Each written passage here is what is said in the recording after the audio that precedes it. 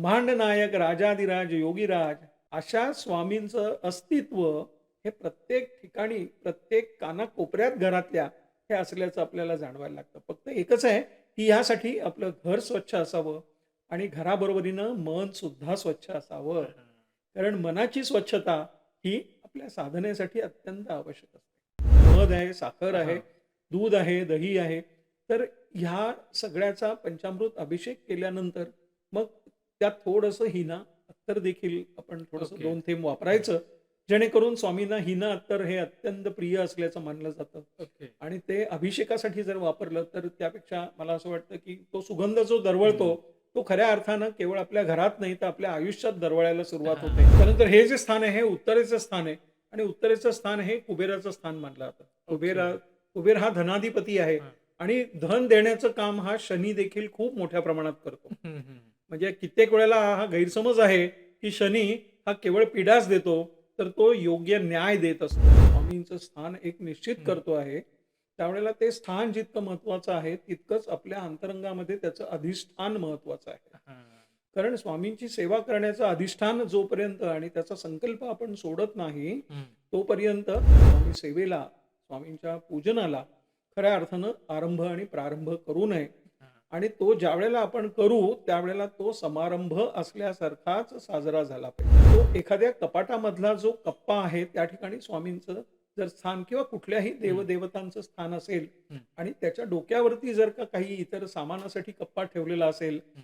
तर धर्मशास्त्रानुसार ते योग्य ठरत नाही. ओके. देवता ही उजवीकडे असणं आवश्यक आहे देव्हाऱ्यामध्ये हां. आणि देव हे डावीकडे असणं आवश्यक आहे. हे जे बोट आहे, हे हं. कर्माचं बोट आहे आणि हे जे बोट आहे, हे दैवाचं बोट आहे. तर ओके. दैव आणि कर्म आपल्याला एकत्र आणायचं आहे. ओह! म्हणजे ह्या हस्त सामुद्रिकाच्या अनुषंगानं हं. याला देखील दिशाशास्त्रांचा आधार आहे. या दिशाशास्त्रामध्ये हे पूर्व आहे, हे पश्चिम आहे, हे दक्षिण आहे, हे उत्तर आहे. ओके. हे आग्नेय आहे, हे नैऋत्य आहे, हे वायव्य आणि हे ईशान्य आहे. त्यांच्या जाणीवा जपाव्यात हं. आणि स्वामी सेवेत राहून सर्वांनीच नेणिवेपर्यंत जावं. यापेक्षा मला असं वाटतं, की सकारात्मक घर आणि सकारात्मक वातावरण दुसरं कोणतंच नसेल.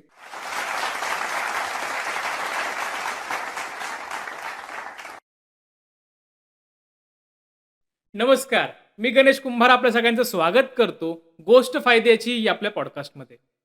मंडळी, घरात स्वामी सेवा कशी सुरू करावी? हा आपला आजचा पॉडकास्टचा विषय आहे. आणि या विषयावर मार्गदर्शन करण्यासाठी आज आपल्या स्टुडिओमध्ये आलेले आहेत विद्या वाचस्पती विद्यानंद सर, ज्यांचा आपण मागच्या वेळेस एक पॉडकास्ट केला होता, ही सेवा नसीब बदलते. अर्थात स्वामी समर्थांवरती हा पॉडकास्ट होता आणि तोच विषय आज आपण परत एकदा नव्याने हाताळणार आहोत. सर, तुमचं आमच्या स्टुडिओमध्ये खूप खूप स्वागत. श्री स्वामी समर्थ. आपण मागचा पॉडकास्ट केला होता, त्याला खूप सारा रिस्पॉन्स आला. अर्थात लोकांना इतका भावला की खूप सुंदर कमेंट्स त्यांनी पॉडकास्टच्या खाली केलेल्या आहेत. त्याच्यामुळे परत एकदा तुम्हाला आमंत्रण दिलं आणि परत तुम्हाला स्टुडिओमध्ये बोलावलेलं आहे, याच विषयावर चर्चा करण्यासाठी. ही देखील एक स्वामी कृपाच आहे, हां, निश्चितपणे. हां. तर कारण सर्व स्वामी सेवकांना आणि साधकांना एकत्र करण्याचं काम, एकत्र आणण्याचं काम आणि एकत्र साधनेच्या मार्गावरती मार्गस्थ करण्याचं, प्रेरणा देण्याचं काम स्वामी करत असतात.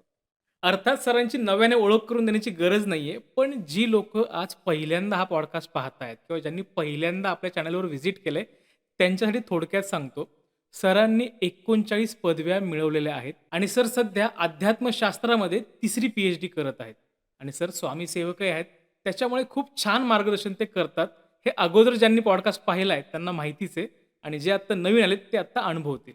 समजा घरात स्वामी साधना सुरू करायची आहे किंवा स्वामी सेवा सुरू करायची आहे. तर की तुम्हाला काही चमत्कार झाला का? हं, आपण मागच्याही पॉडकास्टमध्ये असं म्हटलं होतं, की चमत्कार हा विषय आपण बोलण्यापेक्षा आपण त्याला साक्षात्कार म्हणूयात. हं, हं. कारण का? तर साक्षात आकार देण्याचं काम हे सद्गुरू स्वामी समर्थ करतात आणि तो बरोबर. साक्षात आकार कशाला देतात? तर आपल्या कार्यकृतीशीलतेला ते हां, आकार देतात. बरोबर. आपण मनात जी खुणगाठ बांधलेली असते काम करण्याची, ते कार्यकुशलता प्राप्त होण्यासाठी म्हणून स्वामींचा आशीर्वाद आपल्याला प्राप्त होतो. हां, आणि हा आशीर्वाद प्राप्त झाल्यामुळं आपल्याला निश्चितपणे प्रत्येक कामामध्ये यश मिळतं. आणि आपण मागच्याही पॉडकास्टमध्ये म्हटलं, की स्वामी आपल्याला नेहमी म्हणतात, "भिवू नकोस, मी तुझ्या पाठीशी आहे. हां. आणि जिथं कुठे आपण असतो तिथं स्वामी असतातच. मग ज्या ठिकाणी आपण वास्तव्याला असतो तिथे स्वाभाविकच स्वामी असणारच. हां. आणि ज्या वास्तूमध्ये आपलं वास्तव्य आहे तिथे ते स्वामींचंच घर आहे. कारण स्वामी तिथे असणारच आहेत, कारण ते आपल्या बरोबर. पाठीशी आहेत. ऑक्सिजन हा व्यक्तिगत पातळीवर आणि व्यक्तिशः घ्यावा लागतो. हां. कारण त्याची गरज आपल्याला आहे आणि त्यासाठी आपण श्वास घेतो आणि आपण उच्छ्वास देखील करतो. हं. तर हा श्वासोच्छ्वास जो आहे त्या माध्यमातून आपली स्वामी साधना घरामध्ये जर सातत्याने चालू राहिली हां. तर स्वामींचा वास आणि सहवास हा आपल्याला निश्चितपणे अनुभूती आणि त्या अनुभूतींची प्रचिती हा देत राहतो. ओके. मनात घर करून ठेवणारं घर हां. हे खऱ्या अर्थानं म्हणजे घरातलं मन आणि हं. मनातलं घर हेच खरं तर घर थांबवतं. हां. आपल्या प्रत्येकाच्या आयुष्यामध्ये आपल्या सर्वांचं असं स्वप्न असतं की माझंही एक सुंदर घर असावं. हं. त्या घराचं घरपण हे स्वामी सेवेच्यामुळंच प्राप्त होऊ शकतं. अन्यथा तुम्ही खूप छान चांगली गृहसजावट केलेली आहे, हं. परंतु त्यामध्ये व्यक्तिमत्वांचे अंतर्मनाचे विचार कमी आहेत आणि हां. स्वामींचा त्यामध्ये जर का वास नाहीये किंवा त्यामध्ये स्वामींची साधना आणि सेवा नाहीये, हं. तर त्यामध्ये तुम्हाला कदाचित असं वाटू शकेल की हे घर आपलं नाहीये. कारण तिथं आपलं म्हणण्यासारखं असं काही जाणवत नाही. हां. आणि ही जाणीव त्याच वेळेला होते ज्या वेळेला आपण साधनेत येतो. ही साधना आपण प्रत्येकानं व्यक्तिशः आणि व्यक्तिगत त्याची अनुभूती घ्यायची आहे. साधना कशी करायची हे सांगणं जरी शक्य असलं, तरी जोपर्यंत ती स्वतःहून केली जात नाही, तोपर्यंत त्याची अनुभूती आणि प्रचिती प्राप्त होऊ शकत नाही. हां. कारण ही वस्तू एखादी दाखवली आणि सांगितलं, की ही अमुक एक वस्तू आहे, तर ती आपल्याला समजू शकते, कळू शकते, पटू शकते. पण तसं साधनेच्या बाबतीत नाही. हं. साधना ही व्यक्तिगत आहे, व्यक्तिशः करायची आहे आणि ते करण्यासाठी मला असं वाटतं, की शांत, सुरक्षित, स्वच्छ आणि अतिशय निवांत असं जर ठिकाण कोणतं असेल, तर आपलं स्वतःचं घर आणि हां. हक्काचं घर. घर भाड्याचं आहे का मालकीचं आहे? तो बंगला आहे का फ्लॅट आहे? हा तर विषय खूपच नगण्य आहे. हां. कारण स्वामींच्या साधनेसाठी तुम्ही बसल्या जागेवर कुठेही साधना करू शकता. फक्त ते आपलं स्वतःचं घर ज्यावेळेला असतं, हं. त्यावेळेला आपल्याला त्या जागेवरनं कोणी उठवणार नाही याची खात्री असते. हां. स्वामी आपल्या कायम अखंड पाठीशी आहेत. आपण कामाच्या निमित्तानं घर सोडून जरी बाहेर गेलो, हां. तरी स्वामी काही आपल्याबरोबर लगेचच बाहेर निघून आले किंवा जरी ते आले, हं. तरी त्यांचा वास घरात पण असतो आणि बाहेर पण असतो. हां. म्हणजे ते आपल्या पाठीशी तर असतातच. पण याचा अर्थ आपण बाहेर गेलो म्हणून स्वामी घरातनं बाहेर निघून जातात असं होत नाही. कारण हां. स्वामींचं अस्तित्व हे सर्वत्र आहे. यत्र तत्र सर्वत्र. हां. म्हणजे इथे पण आहे, तिथे पण आहे, सर्वत्र आहे. बरोबर. आणि जो ब्रह्मांडाचा नायक आहे, ब्रह्मांड नायक, राजाधिराज, योगीराज, हं. अशा स्वामींचं अस्तित्व हे प्रत्येक ठिकाणी, प्रत्येक कानाकोपऱ्यात घरातल्या हे असल्याचं आपल्याला जाणवायला लागतं. फक्त एकच आहे, की ह्यासाठी आपलं घर स्वच्छ असावं आणि घराबरोबरीनं मन सुद्धा स्वच्छ असावं. हां. कारण मनाची स्वच्छता ही आपल्या साधनेसाठी अत्यंत आवश्यक असते. आता हे कळालंय, की स्वामी साधना काय असते. पण एक प्रेक्षकांना कळण्यासाठी, की छोटी साधना जर सुरू करायची, त्याच्या स्टेप्स काय असल्या पाहिजे? कुठे बसलं पाहिजे? काय म्हटलं पाहिजे? जरा त्याविषयी सांगा ना? जरूर. स्वामी साधना आणि सेवा हे अर्थातच 2 समांतर जरी असले, हां. तरी काही अंशी हे भिन्न हो. प्रकार आहेत.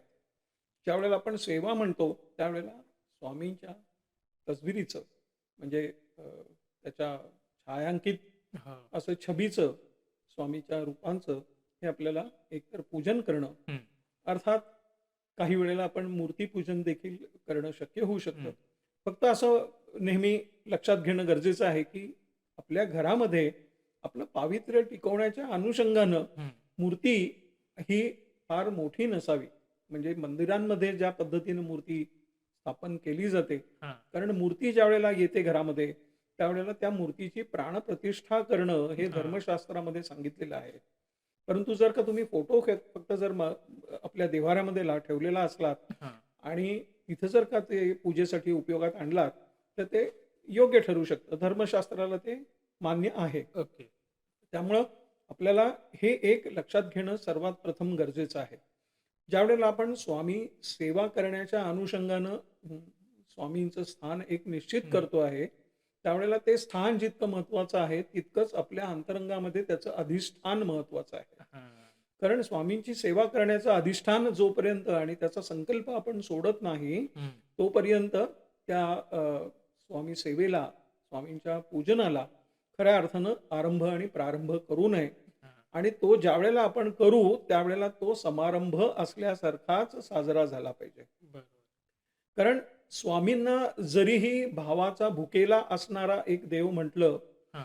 तरी देखील स्वामी राया म्हटलं जातं. स्वामी राया म्हणजे तरी काय आहे, की आपण आपण मैत्रीचं नातं हो. असल्यासारखं स्वामींचं आहे. आपण स्वामींच्या जवळ अगदी मनमोकळेपणाने सगळ्याच गोष्टी, मग खंत असेल, दुःख हं. असेल, आनंद असेल, वेदना असतील, या सर्व काही आपण स्वामींच्या जवळ बोलत असतो. पण अशा स्वामी रायाला जरी तो भावाचा भुकेला असला, हं. तरी देखील आपल्या अंतरंगी असणारे जे भाव आहेत, हे मात्र अतिशय साग्रसंगीत पूजेच्या अनुषंगानं प्रकट होणं गरजेचं आहे. ओके. आणि ते त्याच वेळेला प्रकट होतील, ज्यावेळेला आपण तसा तो संकल्प हा त्या पूजनाच्या अनुषंगानं संकल्प हां. सोडणार आहोत आणि त्याप्रमाणे आपण अधिष्ठान ठेवणार आहोत. हं. तर या अधिष्ठानानंतर स्वामींची पूजा सुरू करणं, ही करत असताना हा देव्हारा देखील स्वतंत्र, मग तो भिंतीवर असेल तरी चालेल, जमिनीवरती ठेवलेला असेल तरी देखील चालेल. हं. फक्त एकच काळजी घेणं गरजेचं आहे धर्मशास्त्रानुसार, की ज्या ठिकाणी स्वामींचा किंवा इतर देवतांचा फोटो असेल, हां. तसबीर असेल किंवा त्याचं यंत्र असेल हं. किंवा मूर्ती असेल, त्याच्यावर मात्र काहीही असता कामा नये.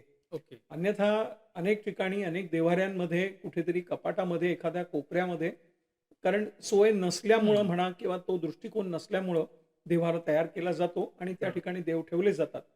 पण तो एखाद्या कपाटामधला जो कप्पा आहे, त्या ठिकाणी स्वामींचं जर स्थान किंवा कुठल्याही हं. देवदेवतांचं स्थान असेल हं. आणि त्याच्या डोक्यावरती जर का काही इतर सामानासाठी कप्पा ठेवलेला असेल, हं. तर धर्मशास्त्रानुसार ते योग्य ठरत नाही. ओके. कारण आपण देवांच्या डोक्यांवरती आपलं ओझं ठेवत आहोत, हां. अशी त्याच्यामागची कारणं आहेत आणि ती टाळणं हे अत्यंत आवश्यक आहे. ओके. स्वच्छता ही तर अत्यंत हां. महत्त्वाची आहे.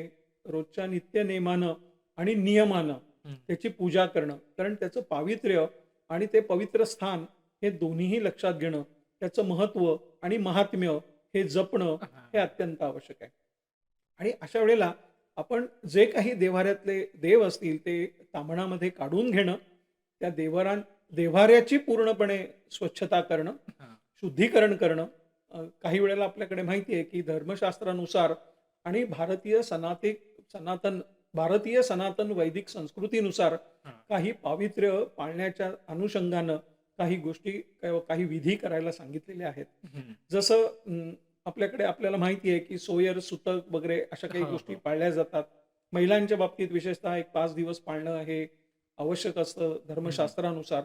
तर असे जे काही दिवस असतात, तर त्याही वेळेला तिथं गोमूत्र शिंपडणं, त्याची पूर्णतः अतिशय स्वच्छ अशी स्वच्छता करणं, हां. मनोभावे ती स्वच्छता करणं. उगाचच काही वेळेला असं होतं, की ऑफिसला जायचंय, जायची हं. घाई आहे, आता अजिबातच वेळ नाहीये, घरातली कामं खूप शिल्लक आहेत, मग घाईघाईमध्ये कसं तरी केलंय. हां. तर ते काही संयुक्तिक ठरत नाही. त्याचं कारण ते मनोभावे होत नाही. हां. आणि ही स्वच्छता केल्यानंतर मग त्या ठिकाणी चांगलंसं असं शक्यतोवर भगव्या रंगाचं किंवा लाल रंगाचं वस्त्र हे तिथं आसन म्हणून त्या हां. ठिकाणी आपण ठेवायचं आहे. तेही अत्यंत स्वच्छ असणं आवश्यक आहे. काही वेळेला घाईघाईमध्ये त्याला देखील चुण्या पडलेल्या असतात. ते हां. तसंच ठेवलं जातं. त्याला घडी पडलेली असते. तीही तशीच ठेवली जाते. हं. तर आपल्या ह्या पूजेच्या कामामध्ये सुद्धा आपला नीटनेटकेपणा, हां. हां. आपली इमानदारी, त्याच्यानंतर आपला सच्चेपणा आणि त्याचबरोबर आपली सचोटी आणि हां. सद्गुरूंवरचा, स्वामींवरचा, देवदेवतांवरचा विश्वास हा प्रतीत होणं हे हं. महत्त्वाचं असतं. कारण आपली सेवा ही थेट सर्व देवांपर्यंत पोहोचणं आवश्यक आहे आणि हां. तशीच ती स्वामींपर्यंत तर पोहोचलीच पाहिजे. बरोबर. स्वामी हे सगळं बघत असतात का? तर स्वामींनी बघत असल्यामुळं आपण हे करायचं आहे किंवा इतर कोण काय म्हणणार आहेत ह्याच्यासाठी नाही हे करायचं. हं. तर आपला मनोभाव जो आहे तो जागृत असला पाहिजे आणि आपण शरीरानं जागरूक असलं पाहिजे. आणि हां. त्यासाठी आपण मनोभावे ज्यावेळेला हे सगळं काही करू, त्यावेळेला ते आसन मांडलं. आसन मांडून झालं, की त्या आसनावरती देखील आपण 4 कोपऱ्यांमध्ये 4 रुपयाचं नाणं आणि सुपाऱ्या जर का ठेवल्या, हां. दश दिशांवरती ठेवता आल्या तर फारच उत्तम. म्हणजे पूर्व, पश्चिम, दक्षिण, उत्तर, आग्नेय, नैऋत्य, वायव्य, ईशान्य हां. आणि ऊर्ध्व आणि अधर. अर्थात ऊर्ध्व आणि अधरसाठी आपल्याला माहिती आहे, की जे ब्रह्माचं स्थान आहे, हं. मध्यस्थान, त्या ठिकाणी जरी एक सुपारी आणि हे ठेवलं हां. तरी सुद्धा चालू शकतं. परंतु ते जर नाही शक्य झालं जागेअभावी आपल्या त्या देव्हाऱ्यातल्या, हां. तर किमान 9 ठिकाणी तरी त्याची मांडणी करावी. कारण आपल्याला माहिती आहे, की हे नवग्रह नवग्रह. असतात हां. आणि ह्या नवग्रहांची शांती त्या अनुषंगानं होते किंवा आपल्याला माहिती आहे, की जसे एखाद्या ठिकाणी भालदार आणि चोपदार असतात, तसे हां. हे नवग्रह त्या पूर्णतः देव्हाऱ्याची सुरक्षा पाहण्याचं काम सुरक्षा रक्षक असल्यासारखं करत असतात आणि बरोबर. त्यामुळे ती मांडणी करावी आणि त्यानंतर मग आपण आपल्या तसबीर असतील, स्वामींची तसबीर असेल, ही शक्यतोवर मध्यभागी ठेवावी.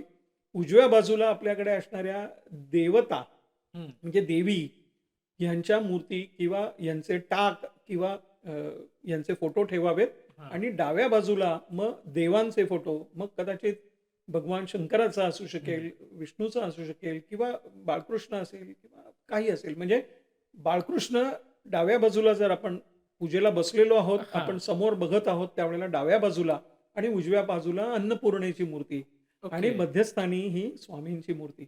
अशा क्रमानंच ते लावणं अभिप्रेत आहे. ओके. कारण देवता ही उजवीकडे असणं आवश्यक आहे देव्हाऱ्यामध्ये हां. आणि देव हे डावीकडे असणं आवश्यक आहे. अशा पद्धतीने त्याची मांडणी ओके. करायची. ही मांडणी करत असताना आता रोज आपल्याकडे काही पान, सुपारी किंवा इतर काही ठेवणं हं. शक्य नाहीये हां. आणि म्हणून आपण ₹1, ₹2, ₹5 नाणं आणि त्याच्यावरती सुपारी हां. एवढं जर ठेवलेलं असेल, त्या सुपारीचं स्थान हे दररोज आपण बदलणार आहोत. हां. ती जिथली सुपारी तिथेच ठेवली जाईल असं काही आपण ठरवू हं. शकत नाही. त्याच्यावरती काही क्रम लावू शकत नाही. हां. पण त्यांनी काही फार फरक पडत नाही. आणि हे केल्यानंतर मग स्वामींची साग्रसंगीत पूजा करणं. ती करत असताना आपण जर फोटो असला तर हां. त्याच्यावरती अभिषेक करणं शक्य होत नाही. बरोबर. परंतु जर मूर्ती असेल तर मूर्ती स्वतंत्ररित्या कामनामध्ये ठेवून त्याच्यावरती अखंड श्री स्वामी नामस्मरणाचा जप हां. करून श्री स्वामी समर्थ असं म्हणत 108 वेळा तो जप करायचा आणि ते 108 वेळा जप होईपर्यंत हं. स्वामींच्या मूर्तीवरती अभिषेक हा अखंड आणि तेवढ्या वेळा नाम आपल्या तोंडून घेतलं गेलं पाहिजे. आता ओके. हे घेत असताना आपण त्याचं उच्चारण वाणीवाटे केला तर खूपच चांगलं. कारण घरामध्ये त्या ध्वनी ज्या आहेत त्या हां. प्रतिध्वनित होतात आणि त्यातनं निघणारी जी व्हायब्रेशन्स असतात, हं. ती व्हायब्रेशन्स देखील एक सकारात्मक वातावरण निर्माण करतात आणि बरोबर. आपल्या स्वामींच्या मंत्रामध्येच हा मंत्र उच्चारण करणं हेच मुळात दुसरं-तिसरं काही नसून it is a scientific expression of a हं. स्पिरिच्युअलिटी. म्हणजे स्वामींचा मंत्र हाच मुळामध्ये एक scientific expression of a spirituality आहे. हां. श्री स्वामी समर्थ हे म्हणत असताना आणि ही साधना ही सेवा करत असताना स्वामींच्या मूर्तीवरती सुरुवातीला गरम पाण्याचा पण गरम म्हणजे कोमट पाणी असावं. हां. त्याचा अभिषेक करायचा 108 वेळा नामस्मरण करून. हं. त्यानंतर चमच्यानी पंचामृताचा अभिषेक करायचा, की ज्याच्यामध्ये आपल्याला माहिती आहे, की मध आहे, साखर आहे, हां. दूध आहे, दही आहे. तर ह्या सगळ्याचा पंचामृत अभिषेक केल्यानंतर मग त्यात थोडंसं हिना अत्तर देखील आपण थोडंसं ओके. 2 थेंब हं. वापरायचं. जेणेकरून स्वामींना हिना अत्तर हे अत्यंत प्रिय असल्याचं मानलं जातं ओके. आणि ते अभिषेकासाठी जर वापरलं तर त्यापेक्षा मला असं वाटतं, की तो सुगंध जो दरवळतो, हं. तो खऱ्या अर्थानं केवळ आपल्या घरात नाही तर आपल्या आयुष्यात दरवळायला सुरुवात होते हां. आणि तो गंध आपल्याला प्राप्त होतो. म्हणजे तो गंध म्हणजे काय तर आपल्याला ती जाणीव होते हां. आणि तो सुगंध असतो म्हणजे काय आहे तर आपल्याला होणारी जाणीव ही हं. देखील अतिशय चांगलं वातावरण निर्माण करणारी असते, सकारात्मक असते. ते करून झालं, की पुन्हा एकदा कोमट पाण्याने स्वामींना अभिषेक करायचा. तो करून झाला त्याही वेळेला आपण जितके वेळा तो अभिषेक करणार आहोत, तितके हां. वेळा नामस्मरण करायचं. ते करण्यामध्ये आपल्यातही एक ऊर्जा निर्माण होते. ती सकारात्मक वाइब्स म्हणजे व्हायब्रेशन्स निर्माण होतात. ती हां. सभोवताली आपल्या सर्वत्र फिरायला सुरुवात करतात आणि ते झाल्यानंतर मग स्वामींची मूर्ती हातामध्ये घेऊन हे केवळ मूर्तीच्या बाबतीत आपण हो, बोलतो हो, आहोत. हो. ज्यावेळेला फोटो असेल त्यावेळेला ह्या गोष्टी आपल्याला नाही करता शक्य येत. होऊ शकत नाहीत.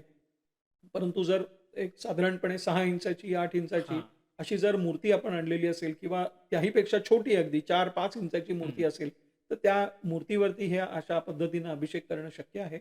तो करून झाल्यानंतर स्वामींची मूर्ती आपण घ्यायची. एक स्वच्छ असं हं. चांगलं, की जे स्वामींचं अंग पुसण्यासाठी म्हणून हं. आपण वस्त्र वापरू शकतो. ते वस्त्र आणि शक्य तितकं ते सुती वस्त्र असलं पाहिजे ओके. आणि सुती वस्त्रांनी अंगावरचं जे काही आहे ते म्हणजे पाणी असतं किंवा हं. दूध असेल, दही असेल, हं. हे सगळं त्याला स्वच्छपणे पुसलं जाणं शक्य होऊ शकतं, वस्त्र हं. सुती असेल तर. हो, हो. आणि ते स्वच्छ करायचं पूर्णपणे. आपणही जसं अंघोळ झाल्यावरती स्वतःचं शरीर कोरडं करतो, हो. केसही आपले ओले ठेवत नाही, तसं स्वामींचं संपूर्ण शरीर वरपासून खालपर्यंत अगदी पायापर्यंत. आणि मूर्तींमध्ये विशेषतः काय असतं, की काही ठिकाणी अगदी कोपरे-कोपरे असे हो, असतात, की हो. जिथपर्यंत आपलं कदाचित लक्ष जात नाही म्हणा किंवा हां. काय. तर त्याची काळजी आणि दखल मात्र अत्यंत व्यवस्थितपणे घेणं गरजेचं आहे. तसं करून झालं, की स्वामींच्या मूर्तीला हातामध्ये घेऊन, अर्थात डाव्या हातामध्ये आपण घ्यायचं मूर्तीला. हं. मूर्तीला हातात घेत असताना नेहमी मूर्ती आपल्या तळहातावरती ठेवायची. म्हणजे ती अशी पकडायची नाही, तर ती हां. हातावरती ठेवायची आणि हातावरती ठेवून मग पुसून झाल्यानंतर स्वामींच्या कपाळाला त्याचा चंदनाची उटी लावायची. हां. आणि ती चंदनाची उटी लावत असताना त्याच बरोबरीनं आपल्याला माहिती आहे, की जी काही पूजा करण्यासाठी आपल्याला गंध आहे, हो. हळद आहे, कुंकू आहे, गुलाल आहे, बुक्का आहे, हे सगळं काही थोडं-थोडं महाराजांच्या कपाळी लावायचंय, भाळी लावायचंय. हां. आणि ते लावल्यानंतर मग चंदनाचं जर का आपल्याकडे खोड असेल, तर ते प्रत्यक्ष उघडून, कारण काय आहे, बाजारामध्ये मिळणारी चंदनाची पावडर ही हां. कित्येक वेळेला केवळ सुगंधी असते, पण ते मूळ चंदन असतंच असं नाही. ओके. तर त्यामुळे शक्य झालं तर चंदनाचं छोटंसं खोड आणून ते घरी जर का उघडलं आणि ते जर का भाळी लावलं, हं. स्वामींच्या अंगाला लावलं, तर ते देखील लावताना स्वामींच्या दंडांवरती, त्याच्यानंतर हातांवरती, त्या स्वामींच्या पायावरती, छातीपाशी, नाभीपाशी असं काही ठराविक ठिकाणी जर ते लावलं, हं. तर ते निदान गंध, पुष्प, मार्जन हे जे काही आहे ते पूर्ण झालेलं असतं. ओके. आणि त्यानंतर मग स्वामींची जी काही स्थानापन्न करण्याची हं. जागा आपण ठरवलेली आहे, त्या ठिकाणी आपण ठेवू शकतो. अर्थात काही जणांच्या मनामध्ये असंही येतं, की जर फोटो असेल तर मूर्ती चालेल का? हां. किंवा मूर्ती असेल तर फोटो असण्याची गरज आहे का? हां. हा आपल्या व्यक्तिगत विचारांचा भाग झाला. दोन्ही असलं तरी चालणार आहे. दोनही स्वतंत्ररित्या आपण तिथं स्थापित केलं तरी हं. सुद्धा होणार आहे. पण मी मगाशी म्हटलं, त्यापेक्षा मोठी मूर्ती जर असेल तर त्याची प्राणप्रतिष्ठा करणं हे अत्यंत गरजेचं असतं. आणि ज्यावेळेला प्राणप्रतिष्ठा केली जाते, त्यावेळेला धर्मशास्त्राप्रमाणे जे काही नीती-नियम आहेत, हां. जे नियम आहेत आणि संयम आहेत, प्रत्येक देवदेवतेचं दर्शन नेमकं कशा पद्धतीनं घ्यायचं हे देखील महत्त्वाचं असतं आणि हेही धर्मशास्त्रात आणि अध्यात्मशास्त्रामध्ये सांगितलेलं आहे. हो. स्वामी महाराज हे आपल्यासाठी सद्गुरुस्थानी आहेत, गुरुस्थानी आहेत. हं. त्यामुळे गुरूंचं आणि सद्गुरूंचं दर्शन हे नेहमीच त्यांच्या मुखाकडे, चेहऱ्याकडे बघून घ्यायचं नसतं, तर त्यांच्या चरणाकडे बघून चरणाकडे. घ्यायचं असतं. कारण तेच आपलं स्थान असतं. बरोबर. आणि हे स्थान का असतं त्याचं कारण, सद्गुरूंचं स्थान म्हणजे सद्गुरूंचं चरण आणि सद्गुरूंचं चरण हेच खऱ्या अर्थानं आपण शरण जाण्याचं ठिकाण असतं. हां. त्याचं स्मरण करण्याचं ठिकाण असतं. आणि आपल्याला माहिती असेल, की दत्तप्रभूंच्या देखील अनेक ठिकाणी दर्शनासाठी पादुका आहेत. हो, आणि हो. निर्गुण पादुका असतील किंवा अन्य काही हं. पादुका असतील, तर ह्या पादुका ह्या केवळ त्याचं प्रतीक असल्यासारखं असतं. हं. कारण सद्गुरूंच्या पादुकांचं दर्शन घ्यायचं, सद्गुरूंच्या पाद्यपूजेचं महत्त्व आणि महात्म्य असतं. आणि त्यामुळं सद्गुरूंच्या, स्वामी समर्थांच्या चरणाशी आपण पुष्प अर्पित करायची आणि त्यानंतर सद्गुरूंना हिना अगरबत्ती ही ओवाळायची. आणि ते करत असताना आपण परत एक कटाक्षानं लक्षात ठेवायचं, की आपली स्वच्छता ही कुठेही बिघडता कामा नये. हां. म्हणजे कित्येक वेळेला धावपळीच्या वेळेला, कामाच्या गडबडीमध्ये आपण काही गोष्टी कदाचित वेळेच्या अभावामुळं, पण काही वेळेला धांदरटपणा होऊ शकतो. हं. काही वेळेला काही गल्लत आणि गफलत होऊ शकते. ती होणार नाही याची आठवण आणि स्मरण अखंड ठेवायचं, जोपर्यंत आपली ही सेवा, पूजन सेवा जी आहे, हां, ती हां. संपन्न होत नाही. ती झाल्यानंतर मग सद्गुरूंच्या पुढे पंचामृताचं नैवेद्य आपण अ, स्वामींना अर्पण करायचा. हां. तो भोग चढवणं ज्याला आपण म्हणतो तसा हो, तो हो. आपण अर्पण करायचा. आता पंचामृत का? कारण हे सहजासहजी घरामध्ये उपलब्ध असतं. हां. दुसरं असं, की आपण त्याचं सर्वांना कुटुंबियातल्या प्रत्येक सदस्यांना तो प्रसाद रूपी देणंही शक्य हां. असतं, तीर्थरूपी ते देणंही शक्य असतं. हं. ज्यावेळेला आपण स्वामींची आपण साग्र संगीत अभिषेकाच्या अनुषंगानं पूजा करतो, त्यावेळेला त्या अभिषेकामध्ये जमा झालेलं थोडंसं पळीभर पाणी हां. या पंचामृतामध्ये आपण स्वामींना नैवेद्य दाखवून झाल्यानंतर त्यामध्ये हां. पळीभर पाणी त्या तीर्थामध्ये घ्यायचं आहे, पंचामृतामध्ये घ्यायचं आहे, ते हां. त्यामध्ये मिसळवायचं आहे आणि सर्व आपल्या कुटुंबियांना ते आपण प्रासादिक स्वरूपामध्ये द्यायचं आहे. हां. आता हे करण्यामध्ये काय आहे, तर ते मांगल्याचं प्रतीक आहे. सद्गुरूंच्या चरणाची असणारी धूळ सुद्धा आपल्याला चाखायला मिळणं हं. आणि त्याचं भाग्य आपल्या पदरी पडणं हाही खरं तर सद्गुरू कृपेचाच एक भाग आहे. हं. आणि त्यामुळं ह्या गोष्टी करायच्या. अगरबत्ती लावायची, हिना अगरबत्ती, त्याचाही सुगंध हा सगळीकडे घरभर दरवळला पाहिजे. हं. घरात अत्यंत प्रफुल्ल असं वातावरण त्यावेळेला निर्माण होतं आणि ते करून झाल्यानंतर स्वामींच्या समोर निरांजन लावणं. निरांजन हे तुपाच्या वातीचं असावं आणि ओके. ते लावून झाल्यानंतर मग आपण स्वामींची आरती म्हणावी. हं. स्वामींची आरती म्हणून झाल्यानंतर स्वामींचा तारक मंत्र हात जोडून तोही म्हणावा.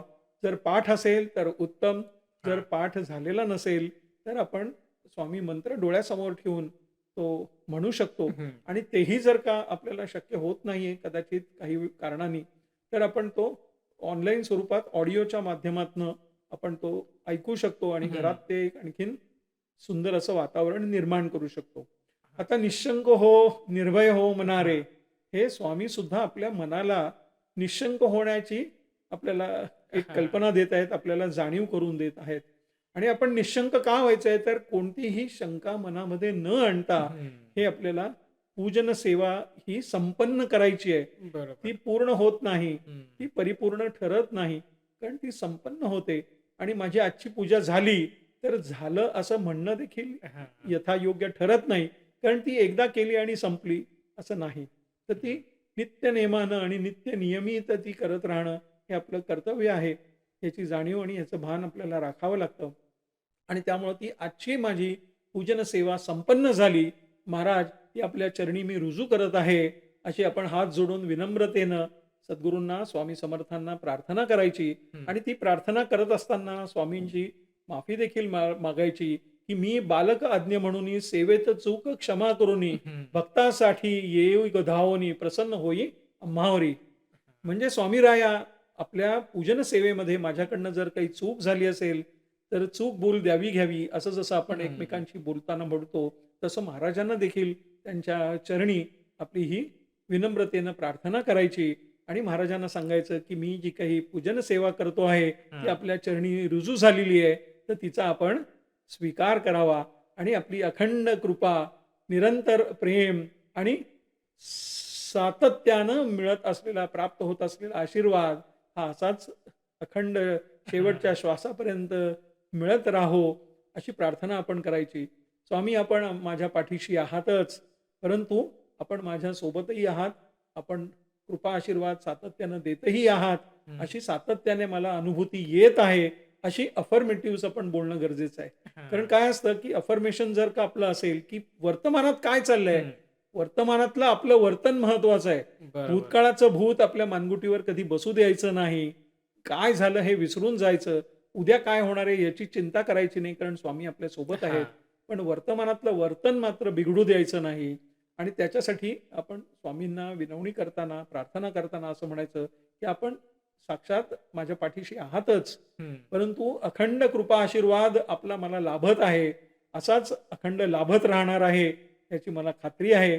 अशीच अखंड सेवा माझ्या हातून आपल्या चरणी रुजू होत राहो, हं. अशी मी दंडवत घालून विनवणी करतो आहे. नतमस्तक होऊन प्रार्थना करतो आहे. असं म्हणून त्रिवार वंदन महाराजांना करायचं आणि त्या दिवशीची, त्यावेळची आपली जी काही पूजा सेवा आहे, ती हां. संपन्न झाली, असं आपण समजायचं. Okay, okay, okay. आता आपण हे सेवेबद्दल सांगत होतो. पण साधना जी म्हणतो आपण, जी. साधना कशा प्रकारची आपण सुरुवात करू जी, शकतो? जी. आता साधना आणि सेवा यामध्ये आपल्याला कल्पना आहे, की जे आपण मागच्या पॉडकास्टमध्ये हो. देखील बोललो होतो, की सेवा करण्यासाठी आपल्याला काही पूजा साहित्यांची हं. गरज असते किंवा काही वस्तूंची गरज असते. परंतु साधनेच्या बाबतीत आपल्याला कोणतंच साधन लागत नाही. हं. कारण की एक प्रकारची जपसाधना असते, हो. मंत्र साधना असते किंवा ध्यान साधना असते हं. किंवा काही वेळेला मौन साधना देखील असू शकते. हां. मौनामध्ये राहून सुद्धा आपण स्वामींचं नाम जर का अंतरंगी ठसवलं, ते हां. बसवलं, ते रुजवलं, तर मला असं वाटतं, की त्याशिवाय आपल्याला श्वासागणिक सुद्धा येणारा प्रत्येक शब्द आणि अक्षर हा स्वामींच्या नामाचाच असणार आहे. हो. म्हणजे नामात मन रमणं आणि मनात नाम राहणं हे सगळ्यात महत्त्वाचं आहे आणि तेच जास्त हं. चांगलं आपल्याला अनुभूती देणारं ठरतं. बरोबर. आणि ह्याच्यासाठी आपण साधनेसाठी ज्यावेळेला बसतो त्याही वेळेला आपण हा विचार करायला हवा. जसं आपण पूजेच्या वेळेला बघितलं, की पूजा आणि सेवा ज्यावेळेला ती करत असतो, हं. त्यावेळेला ती जागा देखील अत्यंत चांगल्या पद्धतीने हो. असणं आवश्यक आहे. पूजा करण्यासाठी आपल्याला शुचिर्भूत होणं हे अत्यंत गरजेचं आहे. हं. म्हणजे देहाची स्वच्छता जशी महत्त्वाची आहे, तशीच मनाची स्वच्छता ही देखील त्यावेळेला आवश्यक असते. हां. परंतु साधनेच्या दृष्टिकोनातनं जर बघितलं, तर तिथं देहाची स्वच्छता करण्यासाठी आपल्याला जर वेळ नाही मिळाला किंवा मग हं. मनात आलं, की हं. आता मला साधनं करायची आहे, अजून माझं स्नान व्हायचं आहे, हां. तर हरकत नाही. पण मन मात्र स्वच्छ असणं गरजेचं आहे. हां. म्हणजे देहाच्या स्वच्छतेपेक्षा मनाची मनाची स्वच्छता. स्वच्छता ही साधनेसाठी अत्यंत आणि नितांत गरजेची असते. हं. आणि ती स्वच्छता आपण ज्यावेळेला पाळतो आहोत, त्यावेळेला अत्यंत शांत चित्तानं आपलं आत्मकेंद्रित होऊन हं. स्वामींचं नाम घेत राहणं, त्यावेळेला आपण एका आसनावरती आणि आपल्याला वाटणारं असं सुखावह आसन असेल. हां. काही वेळेला काही जणांच्या बाबतीत असं होतं, की गुडघ्यांचं दुखण्याचा हो. त्रास असतो. काही जणांना पायामध्ये गोळे येतात. काही हं. आता हा विशेषतः आत्ताचा जो एकूणच वातावरणाचा आणि थंडीचा मौसम आहे, त्याचा हां. विचार केला तर कित्येकांना काही वेळेला सांधेदुखीचाही त्रास हो. होतो. मग अशा व्यक्तींना जमिनीवरती आसन अंथरून त्याच्यावरती बसणं कदाचित शक्य हो. होईलच असं नाही. परंतु त्या आसनावरती बसण्यापेक्षा सुद्धा आपण सुखावह बसलो आहोत, हां. की पूर्णपणे आपलं लक्ष हे आपल्या स्वामी नामावरती, आपल्या साधनेवरतीच केंद्रित करू शकू, याची आपल्याला खात्री होते आणि त्यामुळं आपल्याला जे सुखावह वाटेल, ते आसन आपण निवडावं. त्या आसनावरती बसावं आणि त्या आसनावरती बसल्यानंतर आज आपण आता खुर्चीमध्ये बसलोय, पण हं. या खुर्चीत बसून सुद्धा आपण स्वामींची साधना करू शकतो. कारण स्वामी नाम घ्यायचं आहे, स्वामींचा जप करायचा आहे, स्वामींचा हं. धावा करायचा आहे. तर स्वामींचा धावा करण्यासाठी फक्त एकच करायचं, की आपली ही 2 बोटं जी आहेत, ही 2 हां. बोटं एकत्र आणायची. हं. या 2 बोटांचं सुद्धा महत्त्व आहे. कारण हे जे बोट आहे, हे हं. कर्माचं बोट आहे आणि हे जे बोट आहे, हे दैवाचं बोट आहे. तर ओके. दैव आणि कर्म आपल्याला एकत्र आणायचं आहे. म्हणजे ओह! ह्या हस्त सामुद्रिकाच्या अनुषंगानं हं. याला देखील दिशाशास्त्रांचा आधार आहे. या दिशाशास्त्रामध्ये हे पूर्व आहे, हे पश्चिम आहे, हे दक्षिण आहे, हे उत्तर आहे, ओके. हे आग्नेय आहे, हे नैऋत्य आहे, हे वायव्य आणि हे ईशान्य आहे. तर ओह! ईशान्येचं स्थान हे ईश्वराचं स्थान आहे आणि हां. ईश्वराचं स्थान म्हणजेच गुरुचं स्थान आहे. म्हणून हे गुरुचं बोट हं. आणि आपली अंगठ्याची जागा हां. ही ज्यावेळेला आपण एकत्र आणतो, त्यावेळेला ती मुद्रा ही अत्यंत प्रभावी ठरते. कारण दैव आणि कर्म आपल्याला माहिती हां. आहे, कोट्यावधी रुपयाचे व्यवहार करताना त्या सुद्धा शेवटी अंगठा अंगठाला. उमटवावाच लागतो. तिथे करेक्ट. नुसती सही चालत नाही. हं. इव्हन आज आपल्याला कित्येक ठिकाणी ॲक्सेस हवा असला, हो, तर ॲक्सेस हो. कंट्रोल लॉक सुद्धा अंगठ्याने उघडावं लागतं. करेक्ट. याचा अर्थच काय, तर एका अंगठ्यासारखा दुसरा अंगठा नसतो. हं. एका व्यक्तीच्या कर्मासारखं दुसरं कर्म नसतं, दुसऱ्याचं हं. कर्म नसतं. म्हणून बरोबर. हा अंगठा आणि गुरुचं बोट हे ज्यावेळेला आपण एकत्र आणतो, त्यावेळेला जी तयार होणारी मुद्रा आहे, ती हं. मुद्रा घेऊन दोन्ही हातांनी ती मुद्रा करावी. ताठ बसावं. शक्यतो कुठेही टेकून बसू नये. हां. त्याचं कारण असं, की आपलं अस्तित्व हे आपल्याला जाणवता कामा नये इतकं साधनेमध्ये आपण मग्न झालो पाहिजे. जर हां. आपण कुठे टेकलेलो असलो, अवघडल्यासारखं वाटलं, तर आपलं मन भग्न होतं. करेक्ट. आपण हो. मग्न होऊ शकत नाही. हं. तर मग्न होण्यासाठी कुठेही न टेकता आणि ताठ पाठचा कणा राहिला पाहिजे. ताठ मानेनं हं. आपण स्वामींच्या नामघोषाची सुरुवात करायची. स्वामींची छबी, स्वामींचा चेहरा, स्वामींचं पूर्ण हां. रूप हे आपल्या समोर आणायचं. त्यांचं रूप हे आपल्याला खऱ्या अर्थानं त्यांचं स्वरूप काय आहे हे प्रकट करून देतं. हं. ज्यावेळेला आपली साधना ही दिवसेंदिवस वाढत जाते आणि ज्यावेळेला बरोबर. आपण असं बसतो, ही मुद्रा घेऊन, त्यावेळेला शांत चित्तानं केवळ डोळे मिटून श्री स्वामी समर्थ श्री स्वामी समर्थ. श्री स्वामी समर्थ. हे एका लयीमध्ये शांतपणे कोणतीही घाई न करता हं. कुठल्याही प्रकारे आपल्या मागे कोणीतरी लागलंय आणि आता लवकर आपल्याला जायचं आहे, वेळेचा हां. अभाव आहे, म्हणून आपला आता निभाव लागला पाहिजे. तर अशा भावामुळं तुमचा प्रभाव पडत नाही आणि हां. निभाव लागत नाही. त्यात तो अभावच शिल्लक राहतो. तर तसं होणार नाही याची दखल आपल्याला घ्यायला हवी. या मुद्रेमध्ये शांतपणे बसून राहा. जितका अधिक काळ, दीर्घ काळ आपण हां. ही साधना करू शकतो, स्वामी नाम घेऊ शकतो आणि मोठ्यांदा घेतला म्हणून काही बिघडत नाही. हो. फक्त आपल्या आवाजाचा इतरांना कोणत्याही कारणास्तव आणि प्रकारे त्रास होणार नाही हां. याची जाणीव मात्र ठेवणं गरजेचं आहे. कारण आपल्याला लोकांना दाखवण्यासाठी साधना नाही करायची नाहीये. करायची. हां. आपल्या अंतरंगासाठी, अंतरात्म्यासाठी करायची आहे आणि अंतरात्मा आपल्याला त्या परमात्म्यापाशी जोडला जावा बरोबर. म्हणून ती साधना करायची आहे. आणि हा अंतरात्मा ज्यावेळेला परमात्म्याशी जोडला जातो, त्यावेळेला खऱ्या अर्थानं ते सममिलन असतं आणि हां. तेच खरं संमेलन असतं. हां. कारण स्वामी देखील आपल्यासारख्या एका चांगल्या साधकाची अतिशय म्हणजे उत्सुकतेने आणि हां. इच्छुकतेने हे वाट बघत वाट असतात. बघत असतात. स्वामी देखील आपल्यासारख्या साधकाची आणि भक्ताची आपली याचकासारखी वाट बघत असतात हां. आणि आपलं ज्यावेळेला हे कार्य साधनेचं सुरू होतं, हं. त्यावेळेला मगाशी मी म्हटलं तसं, की हा अंतरात्मा आणि स्वामी समर्थ म्हणजेच परमात्मा हे हां. एकमेकांशी जोडले जातात आणि ती जोडी हं. आणि साधनेची गोडी ही अत्यंत अवीट असते. त्याचा वीट कधी येऊ शकत नाही. पण ती ओके. सातत्याने चालू ठेवणं, हां. आपण ह्या साधनेमध्ये मग्न होणं आणि मंत्रमुग्ध होणं. मंत्रमुग्ध होणं म्हणजेच काय? हं. तर तो मंत्राचा जप सारखा चालू राहिला पाहिजे आणि त्यातली मुग्धता आपल्याला जाणवली पाहिजे.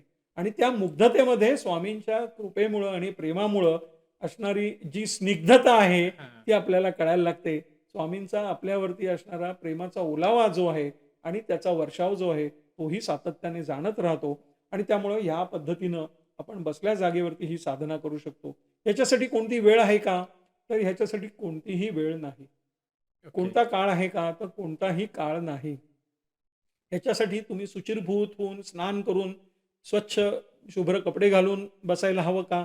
तर ते देखील आवश्यक नाही. कारण ओके. इथं कोणतेही आपण विधी करत नाही आहोत. हो, हो, हो. आपण कोणतंही मूर्तीपूजन किंवा पूजा सेवन आपण सेवा करत नाही आहोत. हं. पूजा सेवा असेल, पूजन सेवा आपल्याकडनं चालू आहे किंवा मूर्तीची पूजा करतोय, स्वामींच्या तसबिरीची पूजा करतोय, हां. तर तिथं आपल्याला सुचिरभूत होणं, स्वच्छता ठेवणं आणि आपण स्वतः स्वच्छ स्नान करणं हे अत्यंत आवश्यक असतं. बरोबर. स्वच्छ परिधान केलेले शुभ्र कपडे वापरणं हे तितकंच गरजेचं असतं. पण तसं ह्या साधनेच्या बाबतीत कोणतेही नियम आणि हे संयम नाहीत. संयम फक्त एकच आहे, की आपलं ध्यान आत आलं पाहिजे. हां. आपलं ध्यान जे आहे ते आत आत आलं आलं पाहिजे. पाहिजे. म्हणजे डोळे मिटलेले आहेत. एकीकडे नामस्मरण चालू आहे आणि दुसरीकडे मग गॅसवर काही करायला ठेवलंय का? मग ते उतू जात नसेल ना? मुलांनी डबा भरला असेल का? त्याचं दप्तर त्यात काही पुस्तकं राहिली नसतील ना? हे एकीकडे विचार चालू आहेत आणि हं. दुसरीकडे आपण नुसते शब्द म्हणतोय. मनातल्या मनात किंवा मुखावाटे आपल्या हां. वाणीवाटे नामस्मरण करतो आहोत. तर ती साधना ही हं. फलद्रूप ठरत नाही. आणि ती फलद्रूप ठरण्यासाठी आपल्याला एकांत महत्वाचा आहे. त्यामुळे आपण बसत असताना कोणत्या वेळेला बसतोय हे हं. अत्यंत महत्वाचं आहे. घरातलं वातावरण ज्यावेळेला शांत असेल हं. आणि मन देखील शांत असेल, म्हणजे घरातलं वातावरणही शांत हवं आणि आपलं मनही शांत बरोबर. हवं. घरात कुठेही बसलं तरी सुद्धा चालू शकतं. त्यातल्या त्यात आपल्याला सुखावह वाटेल असं आपण ठिकाण निवडावं. म्हणजे मग ते स्वयंपाकघर असू शकेल किंवा कदाचित आपलं बिछाण्याचं ठिकाण असू शकेल किंवा बैठकीची खोली असेल हां. किंवा आपल्या घरातली टेरेस आहे, बाल्कनी आहे, असंही ठिकाण असेल. अशा ठिकाणी आपल्याला करायला हरकत नाही. पण ओके. ही साधना ही फलद्रूप होणं हे नितांत गरजेचं असतं. आणि ओके. तेवढी जर का केली, तर त्यामध्ये अनेक काही गोष्टी आपल्याला त्याची प्रचिती प्राप्त व्हायला लागते. हं. त्याची अनुभूती आपल्याला मिळायला लागते आणि खऱ्या अर्थानं तेच सर्व काही साक्षात्कार असतात. कारण स्वामी आपल्या पाठीशी असल्याची अनुभूती त्यातनं मिळते. हां. स्वामींचा वास आणि सहवास आपल्याला जाणवायला लागतो आणि हा काही भास नसतो, पण सहवास असतो. हं. बरं. स्वामींचा वास असतो आणि ते आपल्याला जाणवायला सुरुवात होते. फक्त हे करत असताना आणखीन एक गोष्ट ध्यानात घेणं महत्वाचं आहे. हं. ते म्हणजे असं, की कोणतीही शंका मगाशी जसं म्हटलं, "निश्शंक होई रे हां. मना." की मनामध्ये कोणतीही शंका आणायची नाही, कोणतीही अपेक्षा नाही ठेवायची, की मी हे केल्यानं आता हां. माझं जॉब फायनल होणार आहे, माझं हं. इन्क्रिमेंट होणार आहे, माझे अडकलेले पैसे मला मिळणार आहेत किंवा माझं लवकर लग्न होणार आहे. हां. कोणतीही अपेक्षा न ठेवता स्वामींना केलेली ही सेवा साधना जी आहे, हां. सेवा आणि साधना दोन्ही हे स्वामींपर्यंत निश्चितपणे पोहोचतं आणि त्या संदर्भात स्वामी आपल्यावरती कृपा करतातच. आता तुम्ही मगाशी सांगताना सांगितलं, की हे आपलं अंगठा जो आहे ते कर्माचं आणि हे देवाचं बोट असं म्हणतो. पण हे बाकीची जी बोटं आहेत, त्यांचं महत्त्व काय? आणि नॉर्मली आपण देवाला गंध लावताना या बोटाने लावतो. बरोबर, तर ह्या बोटाचं काम काय महत्त्व आहे, की यांनीच आपण गंध लावला पाहिजे? बरोबर. आता एक आपल्या लक्षात मगाशी मी जसं म्हटलं हां, दिशाशास्त्र हां, ज्यावेळेला आपण पूजा करत असतो, त्यावेळेला आपण एकतर ₹1, ₹2 किंवा ₹5 नाणं ठेवणं, हां. त्याच्यावरती सुपारी, त्याची स्थापना करणं आणि ही हं. दशदिशांची आपण साधना करत असतो किंवा ते आपण त्या ठिकाणी स्थानापन्न करत असतो. हां. या दशदिशा असतात आणि ह्या दशदिशांना असणारा जो परमेश्वर आहे, हं. त्याला आपण खरं सांगायचं तर आवाहन केलेलं असतं, हां. दशदिशांवरती. आता बरोबर. ह्यामध्ये कोणतंही पौराहित्य हा विषय मी समाविष्ट करत नाहीये. हां. पण दिशाशास्त्र या अनुषंगानं जर का बघायचं झालं, हं. तर त्यामध्ये आपल्याला लक्षात येईल, की दिशाशास्त्राचा संबंध हस्तसामुद्रिकाशी सुद्धा आहे. ओके. हां. दिशाशास्त्राचा संबंध वास्तुशास्त्राशी देखील आहे. हं. दिशाशास्त्राचा संबंध कुंडली शास्त्राशी देखील आहे. हां. दिशाशास्त्राचा संबंध विज्ञानाशी देखील आहे. ओके. आपल्याला कल्पना असेल, की दिशाशास्त्रामध्ये पूर्वी दक्षिणेकडे गेलं, की अमुक एक गाव येतं. हां. पूर्वेकडे गेलं, की ह्या गावाला तुम्ही पोहोचता. कारण त्यावेळेला दिशादर्शकच नव्हते. नव्हते. आपल्याकडे तिथे कोणतेही त्यावेळेला काही बोर्ड्स बोर्ड्स नव्हते, नव्हते. पाट्या नव्हत्या, हं. डायरेक्शन नव्हते. त्यावेळेला Google मॅप्स नव्हते, नव्हते. काही नव्हतं. पण ते दिशेवरनं ठरवायचं. हं. तसंच आपल्या ह्या हस्तसामुद्रिकाच्या बाबतीत देखील दिशाशास्त्र हे महत्त्वाचं असल्याचं समजलं जातं हं. आणि त्यामध्ये ही पूर्व आहे, हां. ही पश्चिम आहे, ही दक्षिण आहे, ही उत्तर आहे, हां. ही आग्नेय आहे, हे नैऋत्य आहे, हे वायव्य आहे आणि हे ईशान्य आहे. ईशान्य. म्हणजे आपण ज्यावेळेला आग्नेय म्हणतो, त्यावेळेला हा अग्नीचा कोपरा आहे. हं.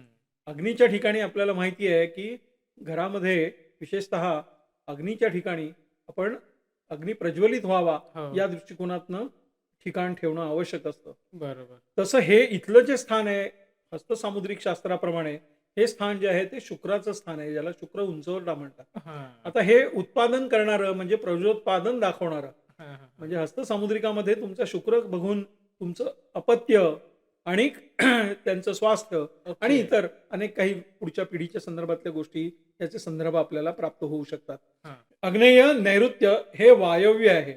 हे हां. आग्नेय आहे, हे नैऋत्य आहे, हे वायव्य आहे. वायव्य म्हणजे काय? वायूचा व्यय होतो हां. ते ठिकाण आणि आपल्याकडे टॉयलेट्स हे वायव्येकडे असावेत. हां. असं ओके. दिशाशास्त्र सांगतं हां, हां. आणि त्यामुळं हे निषिद्ध मानलं जातं. आणि हं. पूर्वी तर आपल्याला माहिती आहे, की आपल्या घरामध्ये टॉयलेट्स नसायच्या. घरापासून दूर असायच्या. त्या घरापासून बाहेर असायच्या. कारण बरोबर. ते निषिद्ध ठरणारं ठिकाण आहे. म्हणून त्याचं कारण ते वायू व्यय करणारं ठिकाण हं. आहे. म्हणून हे निषिद्ध समजलं जातं. तर त्यामुळे हे जे बोट आहे हे वायव्य दिशेला येतं. त्यामुळे हां. वायूचा व्यय होणारं ठिकाण आहे. हे निषिद्ध मानतो आपण.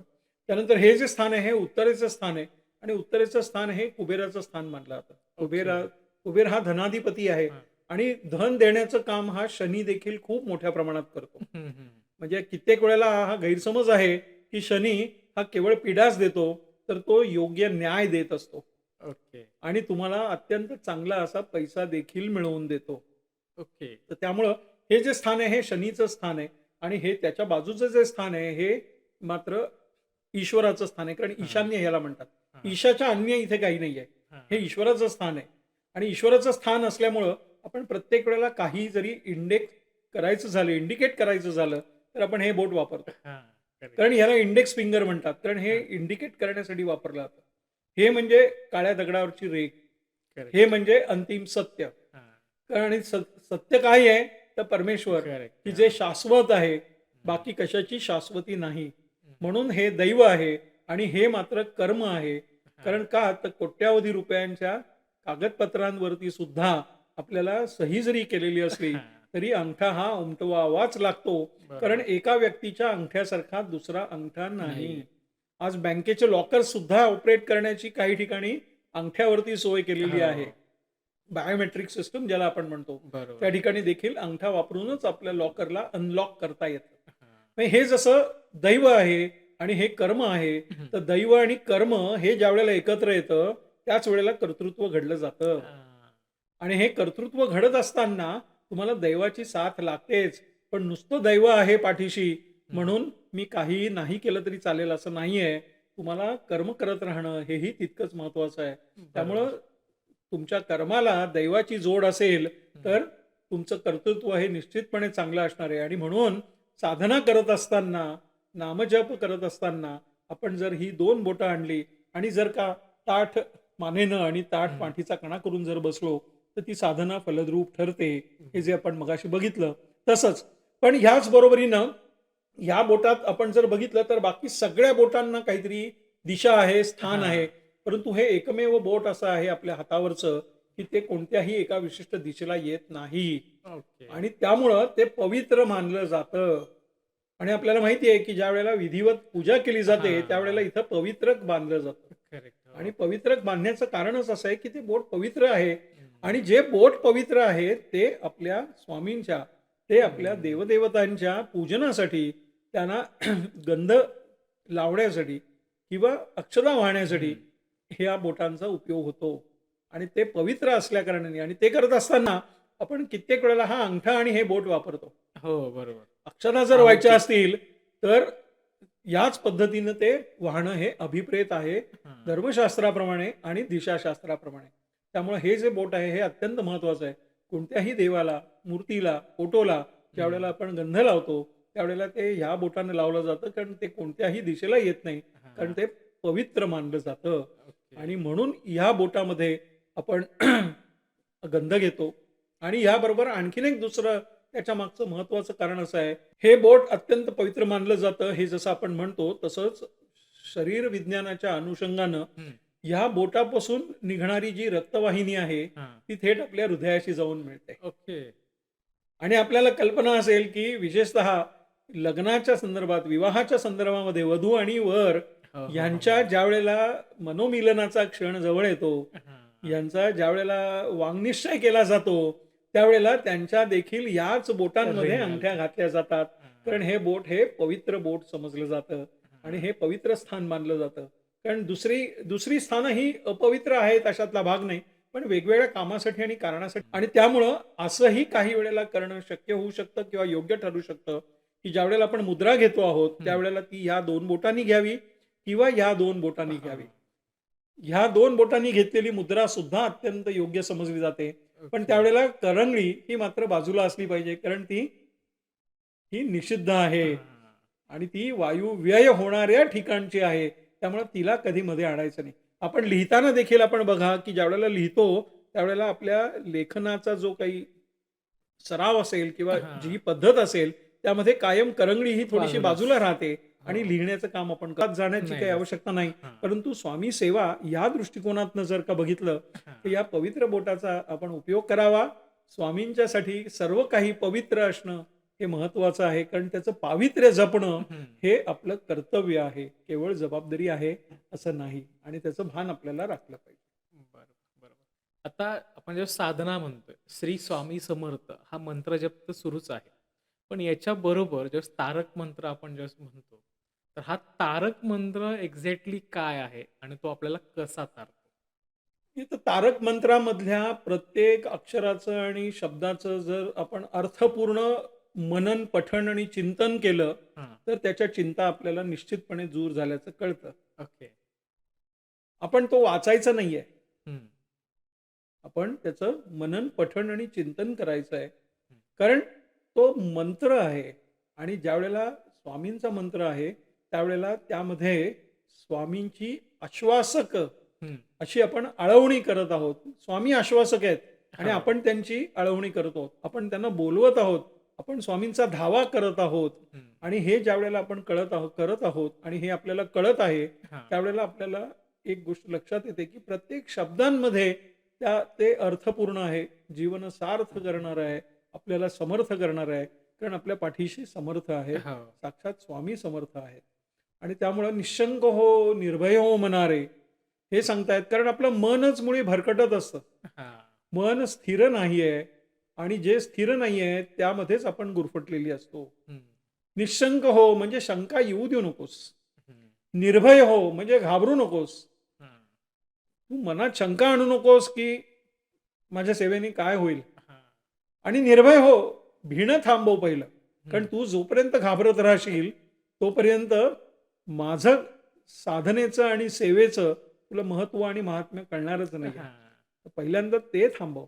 तुझं घाबरणं थांबवलंस स्वतःच, कारण ते तू स्वतः करू शकणार आहेस. बरोबर आहे. इतर कोणी व्यक्ती तुझं घाबरणं थांबवू शकत नाही, कारण तुझी ती आंतरिक अवस्था, ती अवस्था नाहीये, दुरावस्था आहे. हां.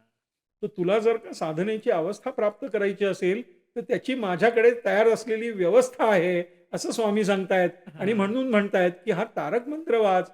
तुला तारल्याशिवाय मी शांत बसणार नाही, स्वस्थ हं. बसणार नाही. आता समजा काही घरांमध्ये खूप नकारात्मकता असते. भांडणं होतात, नवरा-बायकोमध्ये म्हणा, घरामध्ये कलह होतात. मग हे कलह थांबवण्यासाठी स्वामी साधना कशाप्रकारे मदत करू शकते? सर्वतोपरी आपण सर्वस्वी ज्यावेळेला समर्पित भाव हा एकवटून आणतो हां. आणि ते देखील व्यक्तिगत पातळीवरती नाही, तर संपूर्ण परिवार म्हणून, कुटुंब म्हणून, हं. त्यावेळेला सर्वात प्रथम स्वामींच्या कृपेनं आपल्यातल्या विचारांमध्ये परिवर्तन व्हायला सुरुवात होते. हां. विचार बदलले की वर्तन बदलतं आणि वर्तन बदललं की व्यवहार बदलतात. हो. आणि व्यवहार हा एकमेव भाग आपल्या प्रत्येकाच्या आयुष्यातला हां. असा आहे, की जो अनेक वेळेला विवंचनांना कारणीभूत ठरतो. अनेक वेळेला आर्थिक व्यवहार हे त्याच्या मागचं मूळ स्रोत असू शकतं, हो. कारण असू शकतं. कारण जोपर्यंत तुमच्याकडे तुम्हाला पुरेसा असा पैसा उपलब्ध असतो, हं. तोपर्यंत विवंचना आपल्या ऐहिक जीवनामध्ये हां. लौकिक अर्थानं जर बघायच्या झाल्या, तर फारशा भेडसावत नाहीत. हं. समस्या भेडसावण्याचं सगळ्यात महत्त्वाचं कारण असं असतं, की आपल्या दैनंदिन गरजांची पूर्तता करण्या इतपत सुद्धा हां. आपल्याला पुरेसं असं काही आर्थिक पातळीवरती प्राप्त होत नाहीये. हां. आणि त्यामुळं विवंचनांना सुरुवात होते. हं. घरामध्ये संवादाची जागा वादानी घेतलेली आपल्याला दिसून येते. हो, हो. त्यामध्ये सुरुवात होते ती विसंवादाने होते हं. आणि मग त्याचं परिवर्तन हे वादामध्ये होतं. पण जर आपण सातत्यानं सर्वांनीच, प्रत्येकाने, हं. सदस्यांनी जर का हा विचार ठेवला, की आपण जितकं नकारात्मक बोलू, हं. जितकं नकारात्मक वागू, तितकीच नकारात्मकता आपल्या अंतर्मनामध्ये आणि सभोवताली ही निर्माण होणार आहे. हो. याचं भान राखणं, याची जाणीव ठेवणं हे अत्यंत गरजेचं आहे. हं. आता हे करत असताना एकमेकांना परिवारामध्ये असं दिसून येतं, की समजून देण्याचं प्रमाण जास्त असतं, पण समजून घेणं मात्र कमी हां. असतं. बरोबर. आणि त्या ठिकाणी सर्वात प्रथम जर का कोण डोकं वर काढत असेल, तर तो म्हणजे अहंभाव, हां. अहंकार. आणि ज्यावेळेला अहंकार डोकं वर काढतो, अहंकार ज्यावेळेला पुढे येतो, त्यावेळेला परस्परांमधले नातेसंबंध हं. हे जे काय असतात, हे नातेसंबंध जे आहेत, हे बिनसायला आणि बिघडायला सुरुवात होते. बरोबर. हो. त्यामुळे आपण स्वतःची काळजी जशी घेत असतो, तशी आपल्या समवेत राहणाऱ्या आपल्या कुटुंबातल्या प्रत्येक सदस्याची सुद्धा काळजी घेणं हे गरजेचं असतं. हो. काळजी करणं वेगळं आणि काळजी घेणं वेगळं. हां. काही मंडळींना भावुकतेमुळं कित्येक वेळेला काळजी करण्याची सवय असते, पण काळजी घेण्याची सवय असतेच असं नाहीये. हां. आणि काळजी घेणारी व्यक्ती कोण असते? आज स्वामी स्वतः आपली काळजी घेत आहेत. बरोबर. आणि ज्याला काळीज असतं, तीच व्यक्ती आपली काळजी काळजी घेते. घेते. काळीज असणारीच व्यक्ती काळजी घेते. अन्यथा अनेकांच्या काळजावरतीच काजळी चढलेली असल्याचं हं. दिसून येतं. बरं. तर त्यामुळं आपण काळजी घेणं एकमेकांची, कारण आपण सगळे सहप्रवासी आहोत. हं. एका परिवारातले आहोत. एका कुटुंबाचे प्रत्येक जण आपण सदस्य आहोत. प्रत्येक व्यक्तीला स्वतःचं काहीतरी अस्तित्व आहे. हां. प्रत्येक व्यक्तीवरती सद्गुरूंची, स्वामींची ही कृपा आहे. आणि जर सगळ्यांवरती ती कृपा आहे, हं. तर मग आपण एकमेकांचा दुश्वास करणं हां. आणि विश्वास कमी करणं, हे का होऊ द्यावं? याचा विचार करणं, हे अत्यंत महत्त्वाचा आहे. विषय तसा खूप गहन आहे. हां. ह्या विषयावरती खरं तर आपण स्वतंत्र चर्चा करू शकतो. हां, हां. परंतु तरी देखील आपण एकाच घरामध्ये राहत असताना, आपण एकत्रितपणे सामोपचारानं हं. प्रत्येक विषयाची खुलेआमपणे चर्चा करणं, मनमोकळेपणानं, मनमुरादपणे, हां. काही वेळेला मन मारून सुद्धा पण चर्चा करणं हे गरजेचं असतं. कारण अनेक वेळेला मनामध्ये राहणारे जे विचार असतात, हे विचारच मुळी आपला एकतर संताप निर्माण करण्याला हं. कारणीभूत ठरतात. बरं. आपल्या नकारात्मक विचारांना ते खतपाणी घालायचं काम करतात आणि मग अंतर्मनामध्ये जे काही प्रकट होतं, तेच आपल्या सभोवताली दिसायला लागतं. हं. असं इंग्रजीमध्ये मी नेहमी म्हणतो, की "what you think that happens. हां. The way you think it happens according to that. If you think nothing, nothing is going to happen." हं. म्हणजे जर आपण चांगलं विचारात आणलं, तर आपल्या बाबतीत आणि आपल्या सभोवताली चांगलंच घडणार आहे. बरं. पण जर का आपण विचारच मुळी वेगळ्या माध्यमातनं आणि वेगळ्या हां. पद्धतीनं केला, वेगळ्या व्यक्तीचा पण परक म्हणून केला, तर हं. कदाचित तो परकेपणा हा वातावरणामध्ये देखील दिसायला लागतो. आणि जसं अगदी प्रारंभी आपण म्हटलं, की जी वस्तू आपण वापरतोय आणि ज्या वास्तूत आपण वास्तव्य हां. करतोय, ती वास्तू आणि वस्तू आपल्याला तथास्तु म्हणत असते. हं. कारण आपले शब्द सुद्धा प्रतिध्वनित होतात, हं. प्रतिबिंबित होतात आणि हे प्रतिबिंबित आणि प्रतिध्वनित होणारे जे शब्द असतात, हे परत बाउन्स बॅक होतात. म्हणजे हां. चांगलं जर बोललं, तर ते बोललेलं परत आपल्यापाशी येणारच आहे. बरोबर. हां. "कर भला सो हो भला" हे जे म्हणायची पद्धत आहे, त्याचं कारण दुसऱ्याचं चांगलं केलं तर आपलं चांगलं होतंच. बरोबर. हा तर निसर्गाचा नियम आहे. हं. Every action has got its own reaction which is always like a mirror. आरशाप्रमाणे तुमच्या ॲक्शनला रिॲक्शन असणार आहे. आपण आरशात बघून जे आहोत, जसे आहोत तसेच दिसणार आहोत. त्यापेक्षा वेगळे दिसणार नाही आहोत.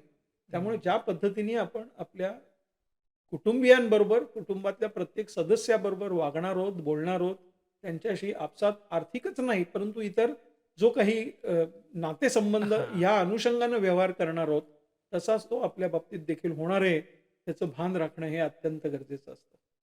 प्रत्येकाच्या उणिवा काढण्यापेक्षा त्यांच्या जाणीवा जपाव्यात हं. आणि स्वामी सेवेत राहून सर्वांनीच नेणिवेपर्यंत जावं, यापेक्षा मला असं वाटतं, की सकारात्मक घर आणि सकारात्मक वातावरण दुसरं कोणतंच नसेल आणि स्वामी सेवा ही केवळ आणि केवळ शाश्वत आहे. हं. बाकी शाश्वती कशाचीच नाही, याची जाणीव आपल्याला ठेवायला हवी आणि ह्याच्यासाठी आपल्यातला अहंभाव जो आहे, तो गळून पडला पाहिजे. ओके. कारण मी करतोय तेच बरोबर आहे. मी सांगतोय तेच योग्य आहे. मी सांगतोय तसंच झालं पाहिजे. अनेक वेळेला परिवारात, कुटुंबात किंवा अन्यत्र सुद्धा माझ्या सांगण्याप्रमाणे जी व्यक्ती ऐकत नाही, हं. ती व्यक्ती चुकीचं वागती आहे, असा माझा दृष्टिकोन असेल, बरोबर. तर हां. त्यामध्ये चूक त्या व्यक्तीची नाहीये, माझीच आहे. हं. माझ्या बघण्याचीच आहे. माझा दृष्टिकोनच मुळी नकारात्मक आहे. या नकारात्मक दृष्टिकोनाला आपण जर सकारात्मकतेमध्ये बदलायचं ठरवलं, तर हां. आपले विचार बदलतात, आपलं वर्तन बदलतं, परावर्तन होतं आणि परिवर्तन स्वामी कृपेनं झाल्याशिवाय राहत नाही. Okay, okay. पण मग ज्यावेळेस आपण साधना या विषयावर बोलत असतात, असा लोकांच्या मनात प्रश्न येतो, की बाबा ही साधना करताना समजा काही चूक झाली, तर त्याचा वाईट परिणाम होतो का? की होत असेल, तर ही भीती लोकांच्या मनात दिसते. त्याविषयी काय सांगाल? नाही, खरं सांगायचं तर ह्या जगामध्ये माझ्या व्यक्तिगत दृष्टिकोनातनं चूक आणि बरोबर असं काही नाहीच आहे. ओके. कारण तो त्याकडे बघण्याचा दृष्टिकोन आहे. हां.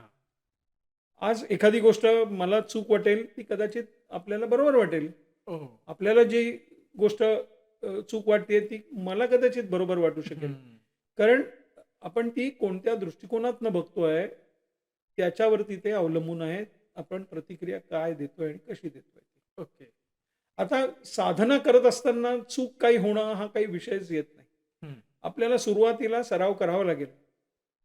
एका जागी आपलं आत्मकेंद्रित होऊन बसून राहणं, हे हां. कदाचित आपल्याला साध्य होईलच हो. सुरुवातीला असं नाही आहे. हं. तो एक प्रकारचा आध्यात्मिक प्रयास आहे, हां. प्रवास आहे. प्रवास आहे आणि प्रयास पण आहे. म्हणजे त्याच्यासाठी तो कष्टप्रद असा हं. आपल्याला प्रवास करावा लागणार आहे. बरोबर. सहज साध्य सुलभ असं होणारं ते नाही. आहेच सगळ्यांसाठी हं. असं नाही. कदाचित जर साधना आपण सुरू केली तर स्वामींच्या कृपेनं ती अतिशय जलद गतीनं आणि सुलभ गतीनं ही होऊ शकते. हां. पण ते होत असताना त्यात माझी चूक झाली. मी हां. काल ह्या जागेवर बसलो होतो हो, हो. आणि मी परवा मात्र तिकडे बसलो होते हं. किंवा आणखीन उद्या मी आता बाहेरगावी जाणार आहे. हं, मग हं. मी त्या जागेवर बसून साधना करणार नाहीये. मग ती माझी चूक झाली का? मग हां. मी काही चुकीचं करणार आहे का? वगैरे हे सगळे आपले भ्रम आणि संभ्रम आहेत. ओके. हां. ह्याच्यामध्ये चूक आणि बरोबर असं काही कोणताही विचार करण्याची गरज नाहीये. आणि मुळातच मुळी स्वामी महाराज हे स्वतः कृपावंत आहेत, हां.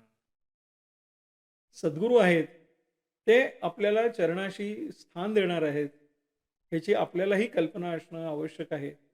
आणि आपण मगाशी जी पूजा, सेवा केल्यानंतर जी प्रार्थना हां. मनोमन करायचं असं म्हटलं होतं, की "बालक आज्ञ म्हणून सेवेत चूक क्षमा करुनी भक्तासाठी येई गी हां. धावनी प्रसन्न होई आम्हावरी." म्हणजे मी बालक आहे. आपण माझे मालक आहात, आपण माझे पालक आहात आणि हं. माझ्या आयुष्याचे आपणच चालक आहात. चालक. त्यामुळे माझ्याकडून जर का यदाकदाचित अनावधानानं काही चुकीचं घडलं असलं, हं. तर आपण मला माफी करावी आणि मला क्षमा करावी आणि माझ्या चुका आपल्या आपण चरणी स्वीकार कराव्यात आणि मला सुधारण्याची सातत्याने संधी द्यावी.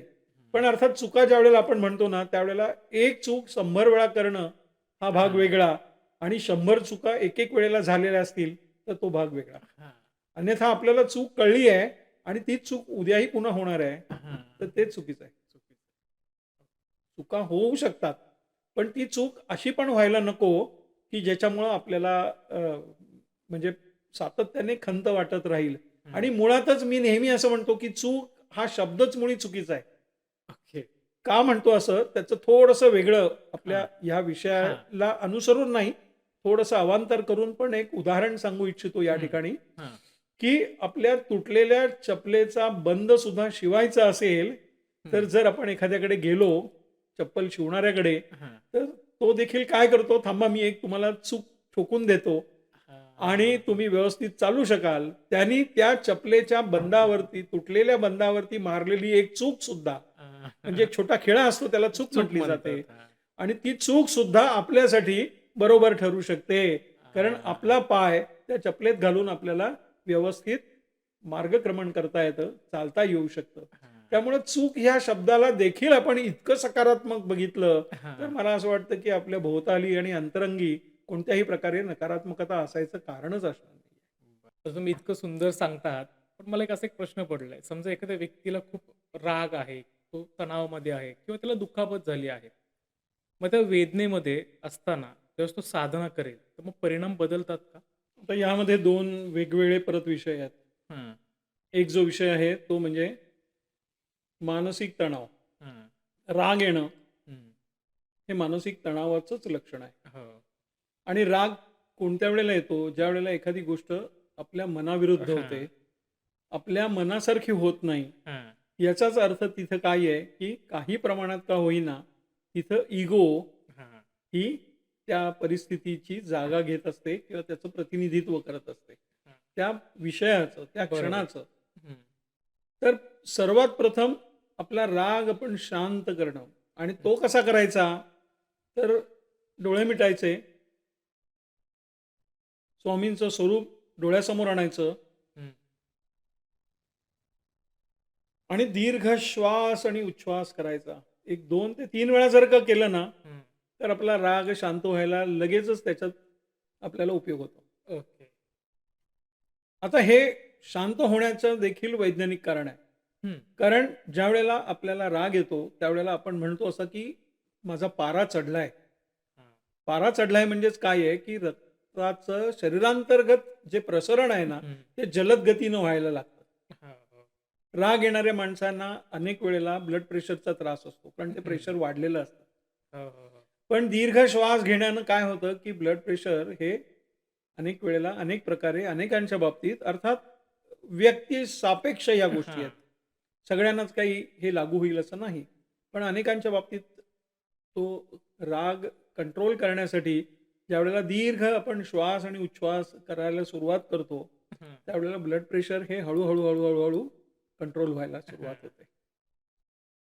आपल्या अंतरंगामध्ये निर्माण झालेलं पोल्युशन दूर होतं. कारण हेच त्याच्यावरचं सोल्युशन आहे आणि ते मात्र तुमच्या अंतरंगी रिझोल्यूशन असलं पाहिजे. कारण तुम्ही जर म्हटलात, "नाही, मी हे काही करणार नाही. माझंच मान्य आहे मला.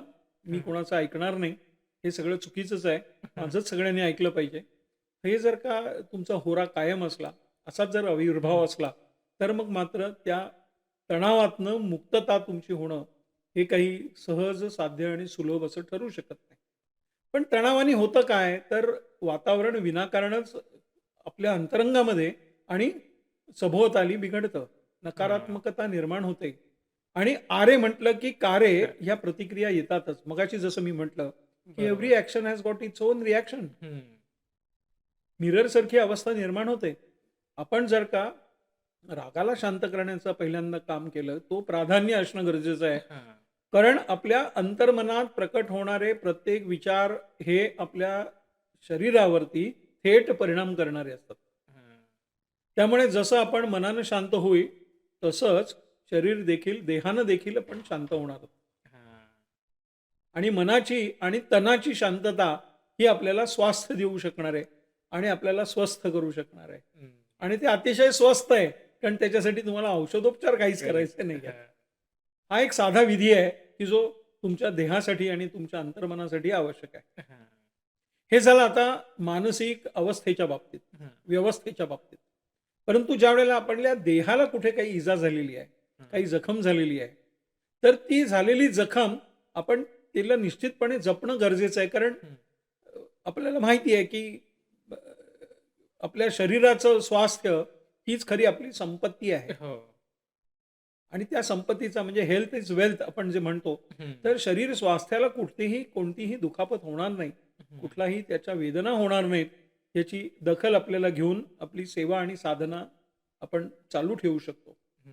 आणि आणखीन एक महत्त्वाचा विषय त्यातला असा आहे, की आपल्या वेदना या स्वामींसाठी, सद्गुरूंसाठी संवेदनांमुळं समवेदना असतात हां. आणि त्यामुळं आपल्याला लागलं, तर स्वामींना देखील लागल्याचं, दुखावल्याचं त्यांना जाणवायला लागतं.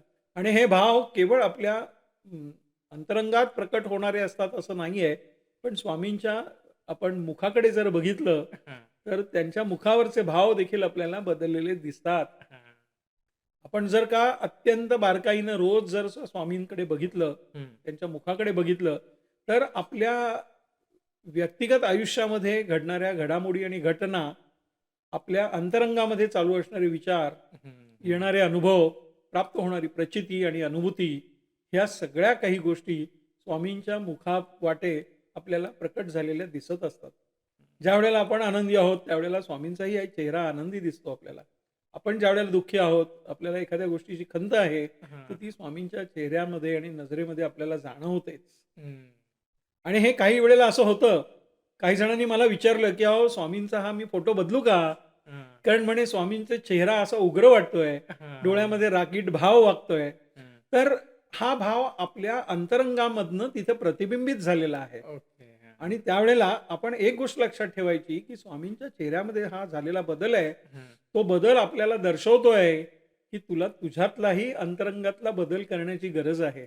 हां. भिऊ नकोस, मी तुझ्या पाठीशी आहे. ओके. त्यामुळे ह्या विवंचना प्रत्येकाच्या आयुष्यात असतातच. हां. पण ह्या विवंचनांचा कोणत्याही परिस्थितीमध्ये आपल्या सेवेमध्ये आणि साधनेमध्ये व्यत्यय येणार नाही, याची दखल ठेवणं हे गरजेचं आहे. पण स्वामींचा प्रत्यय मात्र आल्याशिवाय राहत नाही. हं. आपण व्यत्यय येऊ दिला नाही, तर प्रत्यय सातत्यानं येत राहतो. ही अनुभूती आणि प्रचिती आपल्या प्रत्येक स्वामी साधकाला आणि सेवकाला प्राप्त होतेच. आता समजा आता मोबाईलचं युग आहे. प्रत्येकजण मोबाईलवरती आहे. त्यामुळे एकाग्रता होत नाही. मेंदू डिस्टर्ब आहे. जर साधना करायची आहे, तर मग त्या मेंदूला एकाग्रता करण्यासाठी काय करता येईल? आपण अनेकदा काय होतं माहिती आहे का, साधना किंवा सेवा जर करायची असेल, तर नियम काय असतील? हा प्रश्न पहिल्यांदा आपल्या हो. मनात येतो. हं. आणि त्यावरती आपण ते जाणून घेण्याचा प्रयोगशील प्रयत्नही करतो. हां. जसं नियमांचा विचार करतो तसा संयमाचा विचार करतो का हो? नाही.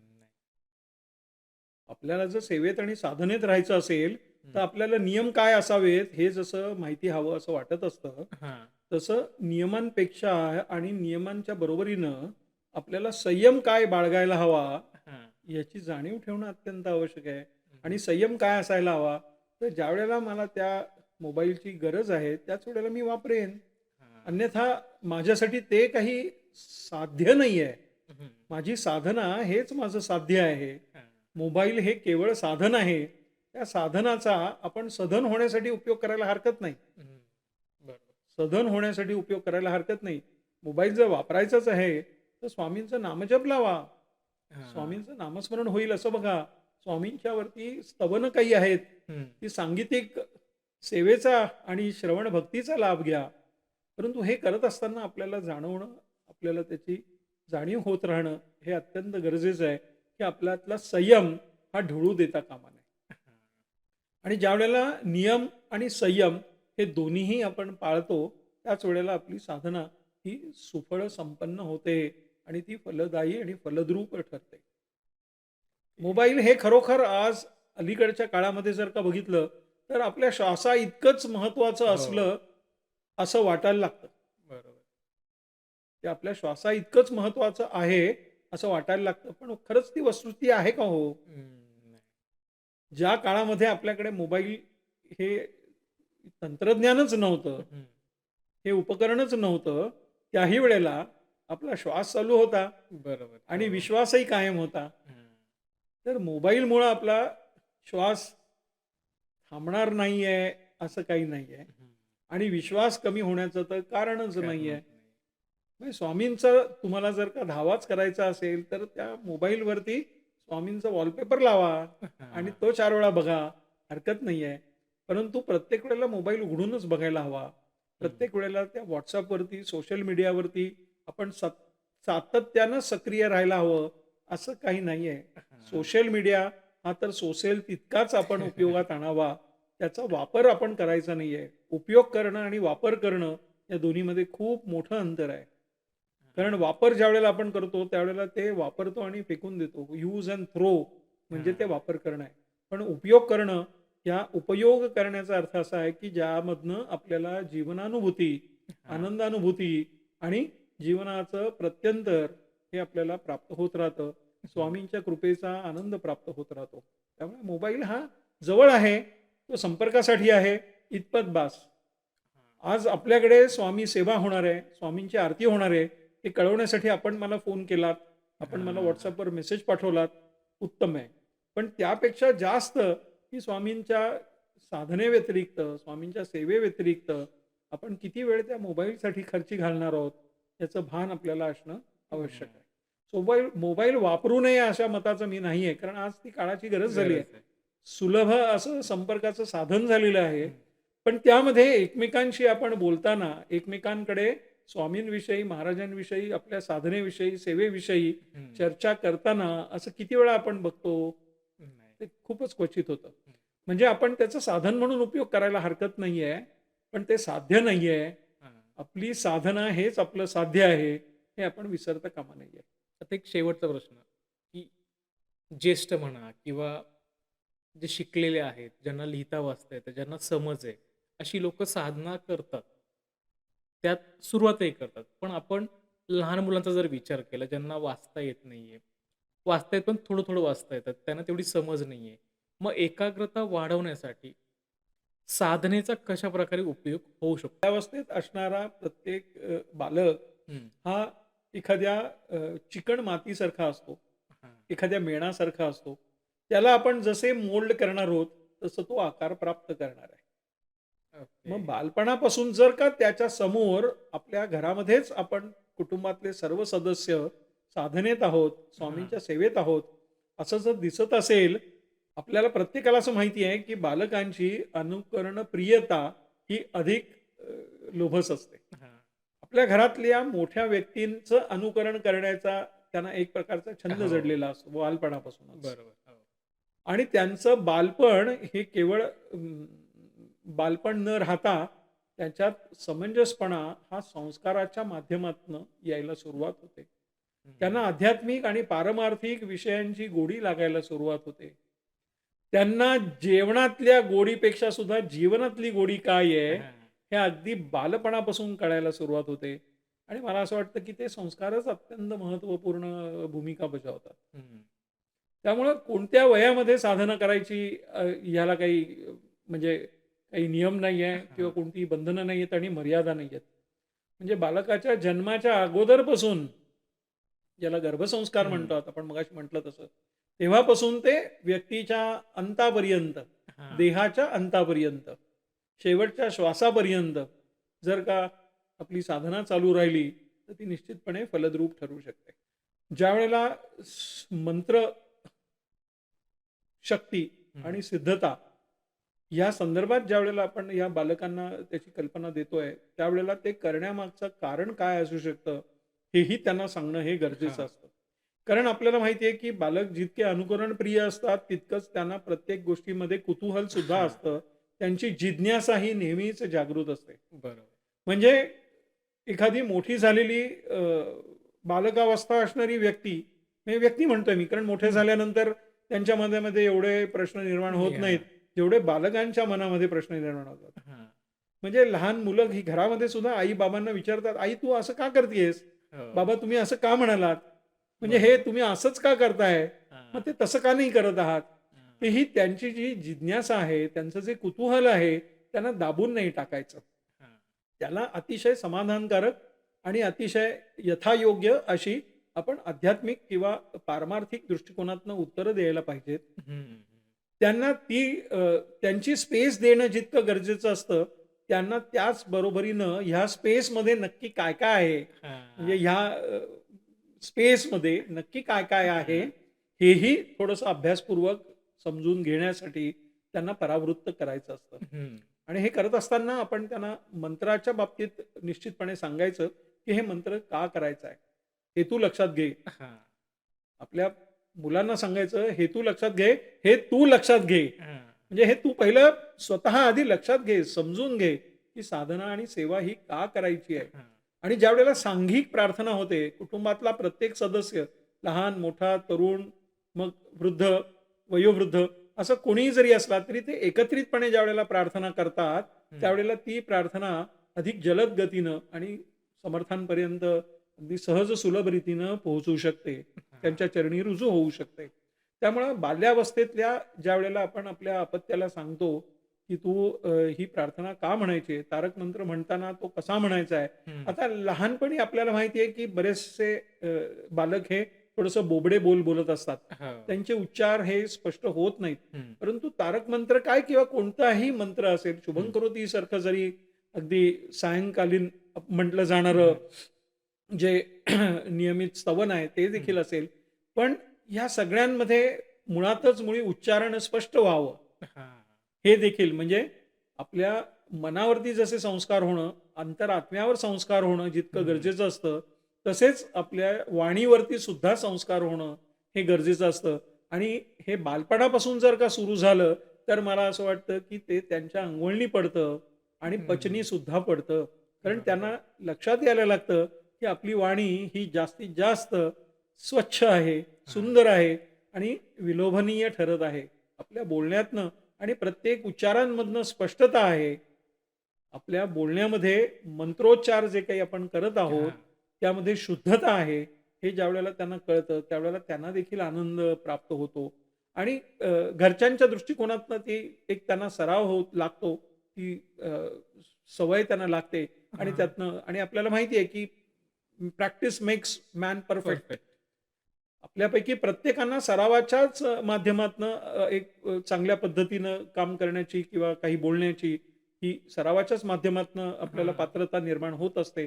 आपली क्षमता वाढत असते आणि त्यासाठी मला असं वाटतं, की हे बालपणापासून जर असेल तर ते खूपच प्रभावी ठरू शकतं आणि जीवनच्या अंतापर्यंत हां. ते दीर्घकाळ उपयोगात येऊ शकतं. मला वाटतं सरांनी आता साधना आणि सेवा ही कशी केली पाहिजे, सेवा करताना काय करायचं आणि साधना करताना काय करायचं याविषयी खूप सुंदर समजावून सांगितलेलं आहे. आणि मला वाटतं आता बराच वेळ झाला आपण यावरती चर्चा करतोय आणि मला वाटतं थांबूयात आता आणि पुढच्या नवीन एपिसोडसाठी आपण अजून काय करू शकतो याच्यावरही चर्चा करू. आणि तुम्ही तुमचा अमूल्य वेळ दिला त्याबद्दल सर तुमचे खूप खूप आभार. श्री स्वामी समर्थ. स्वामी समर्थांच्या कृपेनं आपल्यापैकी प्रत्येक सेवकाला आणि साधकाला आपल्या आपल्या घरांमध्ये अत्यंत चांगल्या पद्धतीनं स्वामींची सेवा आणि साधना ही करण्याचं बळ स्वामी देत राहोत. अशीच अखंड निरंतर दंडवत घालून नतमस्तक होऊन स्वामींच्या श्रीचरणी माझी प्रार्थना. आपल्या घरातच आपण करत असलेलं जे काही स्वामींचं स्तवनाचं वाचन पठण आणि चिंतन असेल त्यांनी आपल्या निश्चितपणे चिंता दूर होतील. स्वामींचा वास आणि सहवास आणि त्यांच्या सहवासाचा सुगंध आपल्या आयुष्यामध्ये निरंतर दरवळत राहील याची मला खात्री आहे, अशी मला अपेक्षा आणि आशा आहे. आणि ह्याचं कारण असं की आपल्या मनातलं घर आणि घरातलं मन हे खऱ्या अर्थानं आपल्या आयुष्याची घरघर थांबवणारं ठरेल. कारण आपल्या मनातच मुळी घर करून राहणारे की ज्याला आपण देवघर म्हणतो, हे देह देवाचे मंदिर, की आपलं घर हे आपलं शरीर आहे. स्वामींचं घर हेच मुळे आपलं शरीर आहे आणि त्या देहामध्ये त्या आपल्या शरीरामध्ये स्वामींचाच वास आहे. हे ज्या वेळेला त्याची अनुभूती आणि प्रचिती आपल्याला येईल त्यावेळेला मला असं वाटतं की आपल्या आयुष्याचं सार्थक झालं असं म्हणता येऊ शकेल. श्री स्वामी समर्थ. श्री स्वामी समर्थ.